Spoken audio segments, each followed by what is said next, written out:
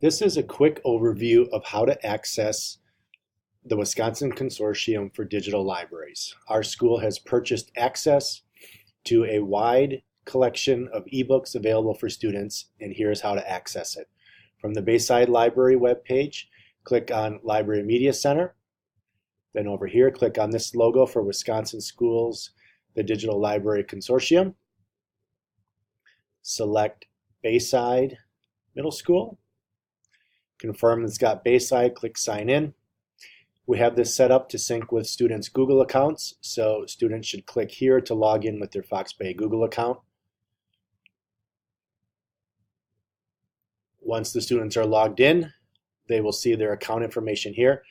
The site does not show any student information, so they won't see their name, but they know they're signed in because it'll say sign out up here. So students have access to fiction collections. There's different categories selected here on the front page. African American History Month because it's February. So this will change as time goes on. Nonfiction collection, Battle of the Books, etc. Students can also search by curriculum areas, collections, subject areas. I love this because students can search by genre or other topics and subjects that they might want to search for. Let me go back.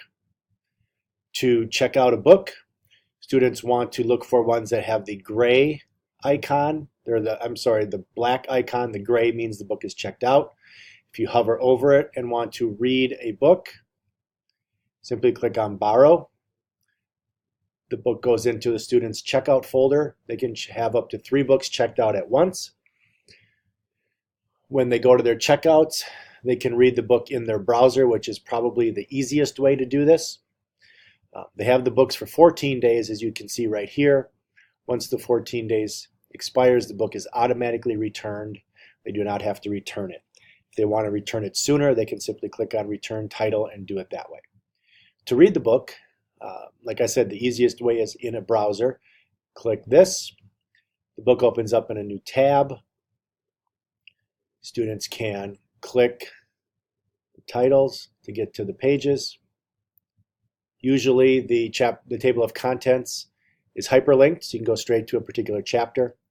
If these controls are not visible in the window, the student should click on these 3 little dots and just click on minus and zoom out on the page. Usually zooming to 90% will do it. But these features are important. This is a bookmark where students can bookmark where they are in the story and then go back to it another time. This icon switches from 2-page view to single-page view. Clicking on this icon takes you to the reading settings. What's great about this is students can change the text size if they want the text bigger or smaller, help them choose what's easier for them to read.